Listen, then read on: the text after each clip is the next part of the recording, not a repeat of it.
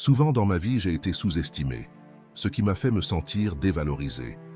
Avec le temps, j'ai réalisé que ma véritable valeur provenait de l'intérieur de moi, et non de l'opinion des autres. Inspiré par la sagesse stoïque, j'ai appris à m'affirmer et à démontrer ma valeur sans dire un mot. Et cela a tout changé dans ma vie. Dans cette vidéo, nous allons explorer 9 habitudes qui transformeront la façon dont vous êtes perçu, montrant votre force et détermination de manière naturelle et impactante. Il ne s'agit pas seulement de présence, mais d'attitude, de confiance en soi et de langage corporel. Lorsque vous maîtrisez cet art, vous transmettez le respect et l'autorité de manière silencieuse. Le véritable pouvoir vient de l'intérieur et se reflète dans la façon dont vous agissez et interagissez avec les autres. Si vous en avez assez d'être sous-estimé et que vous voulez agir différemment, restez jusqu'à la fin. Ce que je vais partager pourrait être exactement ce dont vous avez besoin pour renverser la situation et commencer à reconnaître votre valeur en étant vu et respecté pour ce que vous êtes vraiment. Rappelez-vous, le véritable pouvoir n'est pas de dominer les autres, mais de se dominer soi-même. Lorsque vos actions sont alignées avec vos valeurs, vous vivez de manière authentique et vous pouvez vous affirmer naturellement. Mais, avant de commencer, je dois vous dire que cette vidéo vous est parvenue parce que quelqu'un l'a aimée et s'est abonné à notre chaîne. Faites de même pour ne pas briser cette chaîne de connaissances. Maintenant, commençons. Première habitude, confiance. La confiance en soi est le premier secret du succès. Ralph Emerson l'a dit, et il avait raison. Cette confiance ne s'exprime pas seulement en paroles, mais plus encore dans nos actions, nos comportements et la manière dont nous nous présentons au monde. Dans le stoïcisme, cette confiance est enracinée dans la compréhension profonde de notre valeur et dans l'acceptation de nos capacités et limitations. Imaginez un leader entrant dans une salle. Il n'a pas besoin de dire un mot pour que tous ressentent sa présence et reconnaissent son autorité. Sa posture, son regard et même la manière dont il marche transmettent un message clair de confiance et d'autosuffisance. Ce type de présence est quelque chose que nous pouvons tous cultiver dans notre vie quotidienne. Mais par où commencer? D'abord, il est crucial de comprendre que la confiance n'est pas synonyme d'arrogance, de tout savoir ou d'être le meilleur en tout. La vraie confiance signifie se sentir à l'aise avec soi-même, acceptant tant ses forces que ses faiblesses. C'est être sûr de ses habiletés et de ses valeurs, indépendamment de l'approbation externe. Les stoïciens comme Épictète et Marc Aurèle ont enseigné que la confiance est construite de l'intérieur.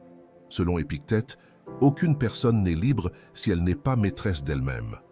Cela signifie que la vraie confiance vient de l'intérieur, de la maîtrise de nos propres actions et réactions, et non de la manière dont les gens nous jugent ou de la valeur qu'ils nous accordent. Une autre habitude fondamentale est la pratique de la présence consciente. Soyez pleinement présent dans le moment, que ce soit lors d'une réunion ou dans une conversation avec un ami. Gardez une posture droite, regardez les gens dans les yeux et écoutez activement. Cette présence consciente non seulement montre du respect pour les autres, mais renforce également votre propre sécurité et valeur. La confiance est une habitude qui se cultive à travers de petits changements de comportement et dans notre manière de penser. Et c'est l'une des qualités les plus attrayantes qu'une personne puisse avoir. Mais rappelez-vous, la confiance est silencieuse. Vous n'avez pas besoin de parler de vos réalisations ou de vous montrer. Il suffit d'être présent, authentique et de maintenir la calme intérieure. En intériorisant la sagesse stoïcienne et en pratiquant la confiance dans vos actions quotidiennes, vous découvrirez que le pouvoir de vous imposer et de démontrer votre valeur est en fait en vous, attendant d'être révélé. C'est comme l'a dit Marc Aurèle. Regardez en vous-même. C'est là que se trouve la source du bien et elle peut couler continuellement si vous la cherchez toujours. Deuxième habitude, tranquillité. Imaginez que vous êtes dans une réunion de travail et qu'une discussion tendue commence. Tout le monde élève la voix, essayant d'imposer ses opinions. Alors, vous remarquez quelqu'un qui reste tranquille, observant calmement. Cette personne ne dit pas un mot, mais sa présence est remarquée. La tranquillité dans ce scénario parle plus fort que n'importe quel cri.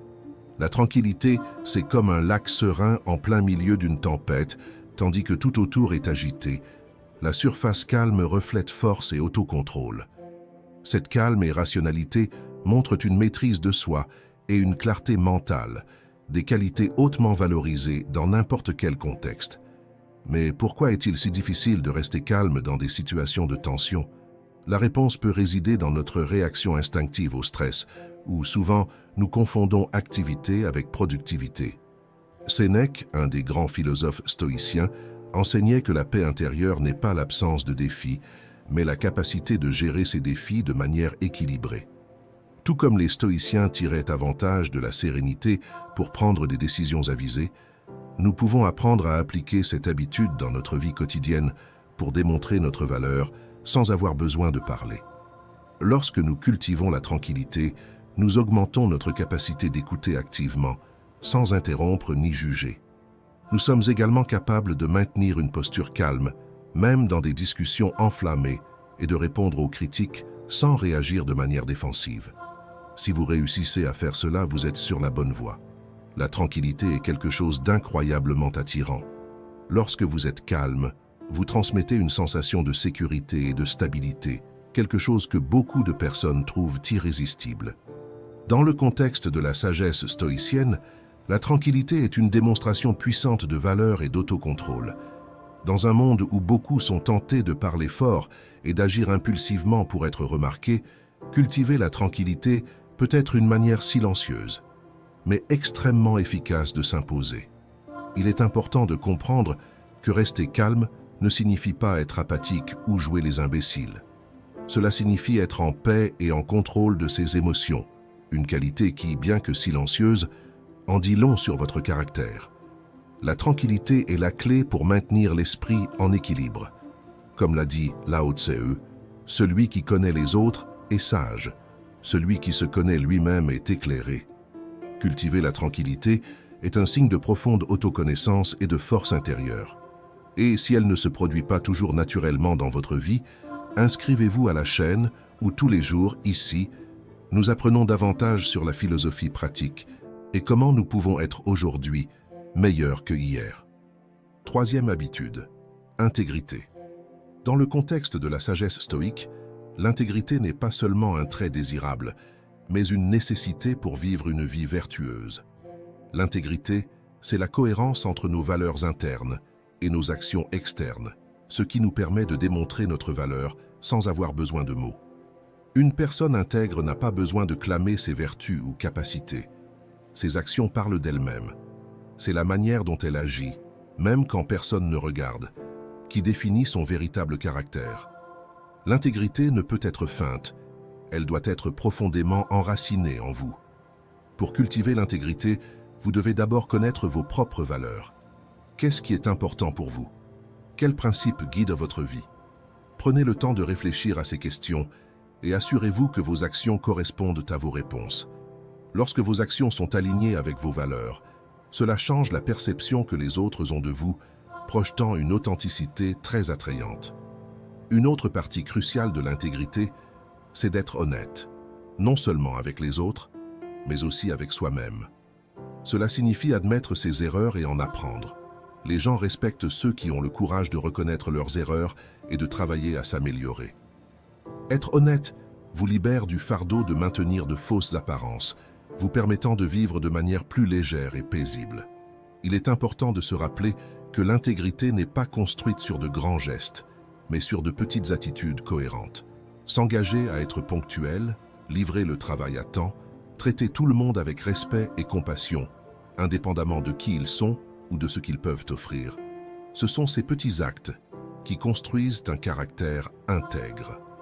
Quand vous vivez avec intégrité, vous devenez une personne de principes et de valeurs solides, construisant une vie de signification et de but. L'intégrité, c'est la base pour la confiance en soi et le respect des autres. Souvenez-vous des mots de Marc Aurèle. L'intégrité est l'âme de l'homme. Sans elle, il n'est rien.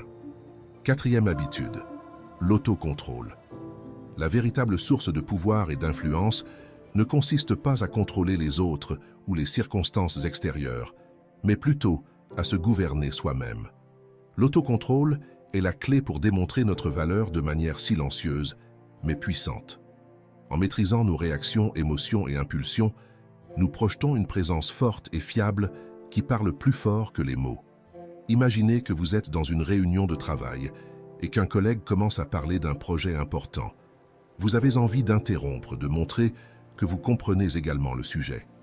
Mais alors, vous vous rappelez de l'importance de l'autocontrôle. Au lieu d'interrompre, vous respirez profondément et écoutez attentivement. C'est à ce moment que vous imposez le respect et gagnez l'admiration lorsque vous parvenez à vous contrôler. La capacité de contrôler vos émotions et réactions non seulement démontre une maturité, mais aussi une force intérieure. Les personnes qui exercent l'autocontrôle ont tendance à prendre des décisions plus sages, ont des relations plus saines et sont plus respectées par les autres. D'un autre côté, le manque d'autocontrôle peut mener à des décisions impulsives, à des conflits inutiles et à une image détériorée.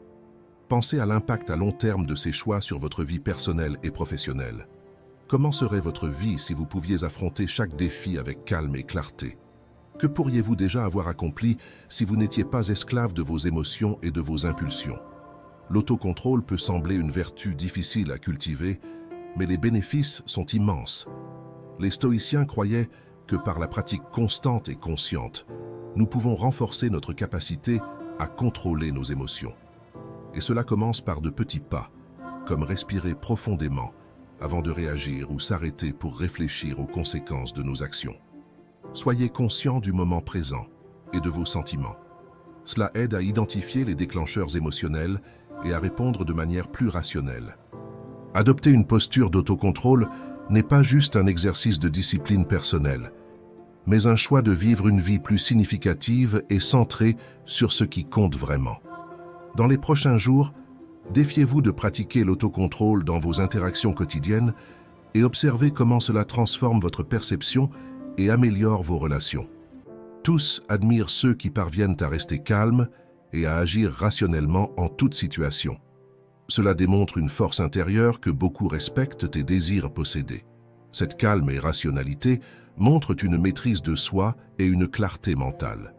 Souvenez-vous, le véritable pouvoir n'est pas de dominer les autres, mais de se dominer soi-même.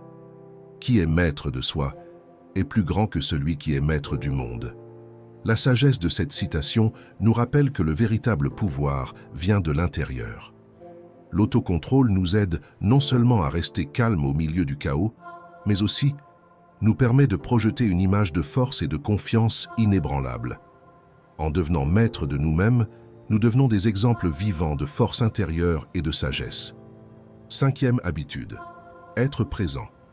Cette qualité d'être complètement dans le moment, de vraiment être là, avec les personnes et les situations que vous rencontrez, est appelée la présence. Quand vous êtes totalement immergé dans l'instant, votre énergie et votre concentration deviennent évidentes, influençant positivement ceux autour de vous. La présence, c'est une de ces choses qui peuvent être difficiles à définir, mais faciles à reconnaître quand nous la voyons. Sénèque a une fois dit « Être partout, c'est être nulle part ». Cela signifie que lorsque nous essayons de diviser notre attention entre de nombreuses choses, nous ne prêtons réellement attention à rien. Être présent signifie se concentrer complètement sur le ici et maintenant. Une étude de l'université de Harvard révèle que notre esprit vagabonde environ 47% du temps, c'est-à-dire que presque la moitié de nos vies, nous ne sommes pas vraiment présents dans ce que nous faisons. Alors, comment pouvons-nous cultiver l'habitude d'être présent? La pratique d'être présent n'est pas seulement une compétence, mais une philosophie de vie que les stoïciens maîtrisaient. Marc Aurèle, l'empereur stoïcien, utilisait la stratégie du memento mori.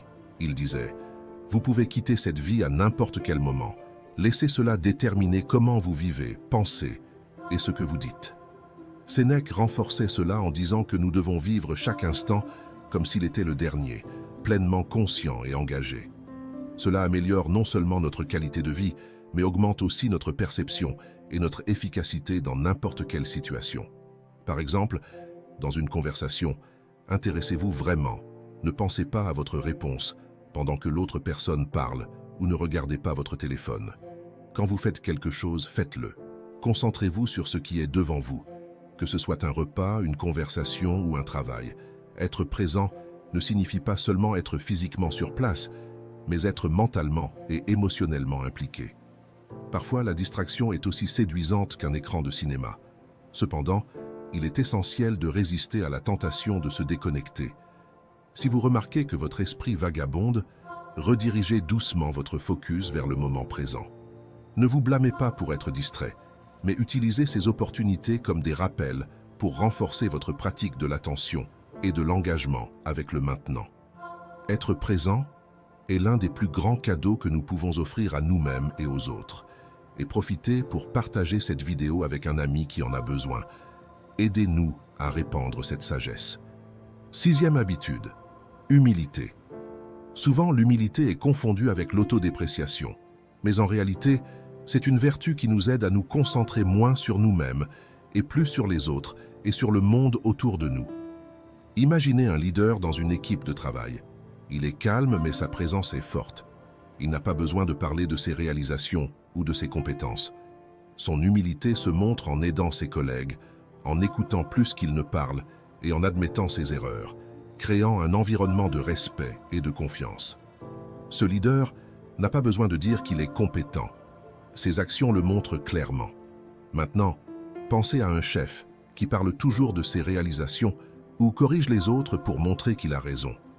Qui a besoin de diminuer les gens pour se sentir important? Est-il aussi respecté que le premier leader? Probablement pas. L'humilité est une vertu puissante qui démontre notre valeur de manière authentique et durable. La vraie force et confiance ne viennent pas du besoin de se montrer ou de chercher l'approbation d'autrui, mais plutôt de la capacité de rester calme et authentique dans toutes les situations. Quand vous maintenez la tranquillité, vous démontrez une force intérieure qui est admirée et respectée par beaucoup. Cette sérénité vous permet d'agir de manière rationnelle, même dans les situations les plus difficiles. Épictète a dit « Il est impossible pour un homme d'apprendre ce qu'il pense déjà savoir ». Cela nous enseigne que l'humilité est essentielle pour la croissance et l'apprentissage. Reconnaître qu'il y a toujours quelque chose à apprendre et que nous n'avons pas toutes les réponses est un signe de véritable sagesse. Admettre vos limitations ne vous rend pas seulement plus accessible, mais vous ouvre également à de nouvelles opportunités d'apprentissage et de croissance. Alors, comment pouvons-nous cultiver l'humilité? Premièrement, acceptez que vous ne savez pas tout. C'est l'une des étapes les plus difficiles, surtout dans un monde où tout le monde veut paraître expert. La pratique de l'humilité commence par l'acceptation de nos propres faiblesses et limitations. Cela nous permet de grandir et d'apprendre de manière continue, sans la pression d'être parfait. Une autre pratique importante est d'écouter plus que de parler. Donnez aux autres l'opportunité de partager leurs pensées et expériences, sans les interrompre ou tenter d'imposer votre point de vue. L'humilité se reflète aussi dans la manière dont vous traitez les gens, indépendamment de leur statut ou position. Traitez tout le monde avec le même niveau de respect et de dignité. Souvenez-vous que chaque personne a sa propre histoire et quelque chose de précieux à offrir. Il est important d'accepter et d'apprendre de vos erreurs. Personne n'est parfait et nous faisons tous des erreurs. La différence réside dans la manière dont nous répondons à ces erreurs. Au lieu de vous défendre ou de trouver des excuses, admettez quand vous avez tort et montrez-vous disposé à apprendre et à vous améliorer. Cette capacité à être vulnérable et honnête au sujet de vos défauts est une démonstration de grande force. En pratiquant l'humilité, vous devenez plus accessible et authentique. Les gens se sentent à l'aise près de vous, car ils ne ressentent pas la pression de devoir impressionner ou de compétir. Souvenez-vous, l'humilité n'est pas une faiblesse, mais un signe de véritable pouvoir et de sécurité. C'est la base d'une vie riche en apprentissage significatif et en relations authentiques. 7e habitude, patience. La patience est amère, mais son fruit est doux. Aristote.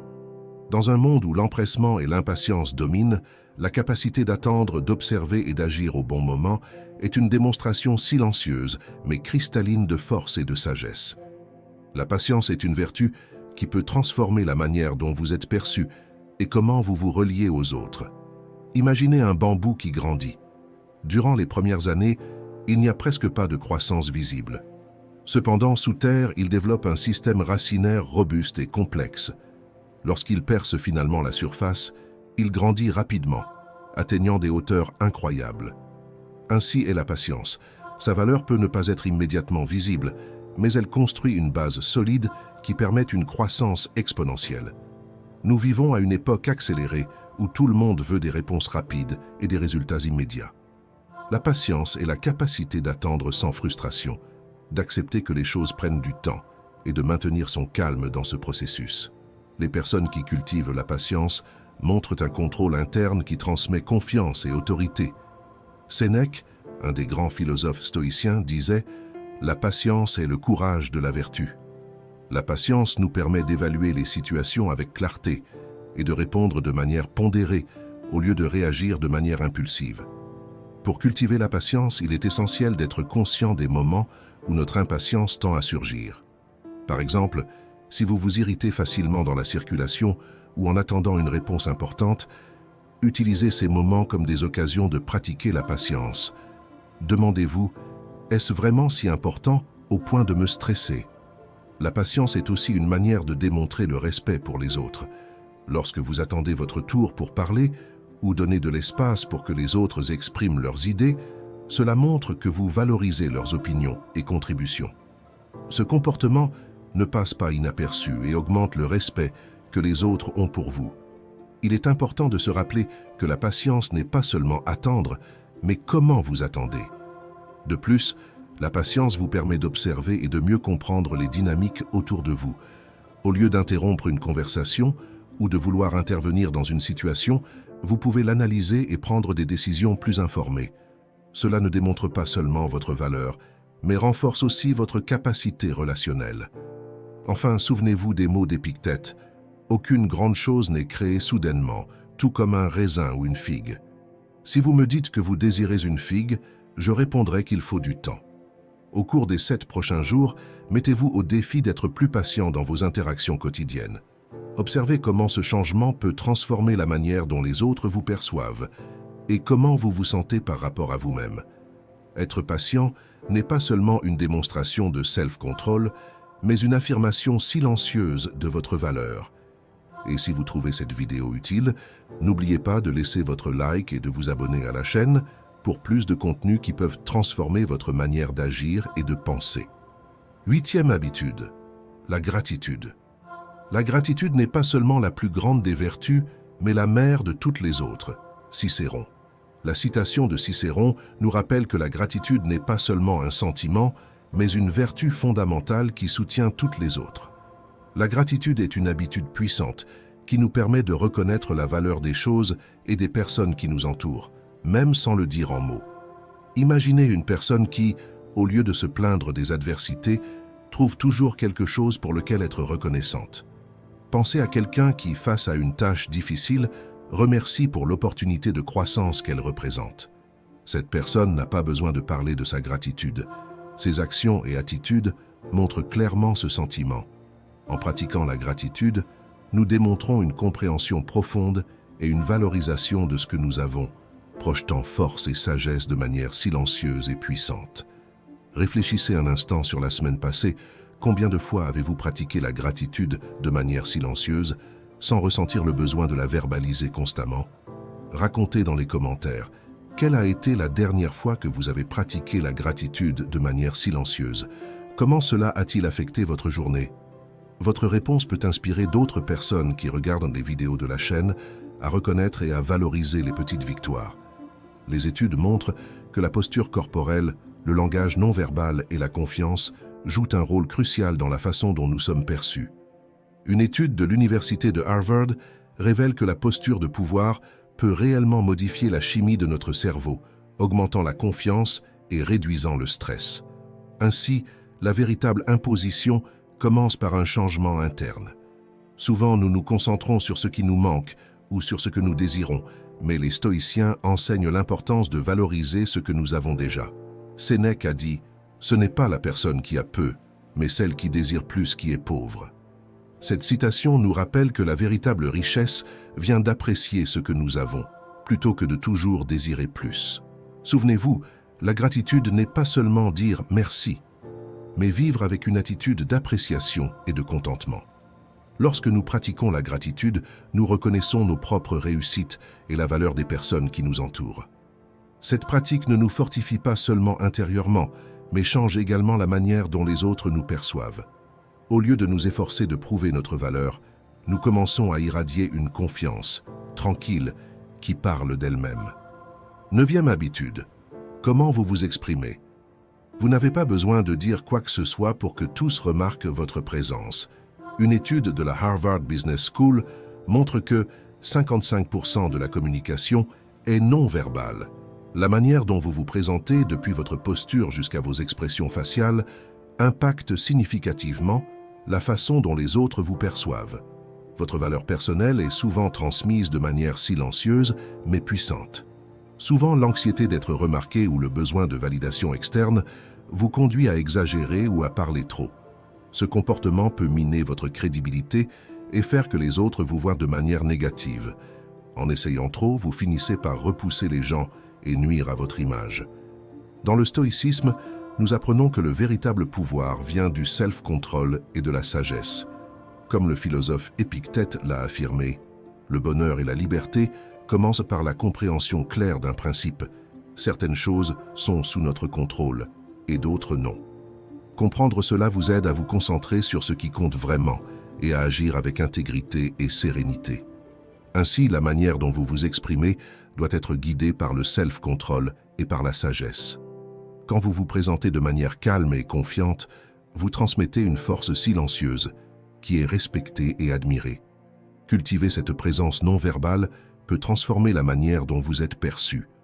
Montrez votre véritable valeur à travers des actions et des attitudes, et vous verrez comment cette authenticité et cette sérénité font la différence dans vos relations et dans la façon dont vous êtes vu. Commentez quelles de ces habitudes vous allez mettre en pratique dans votre vie. Merci d'avoir regardé.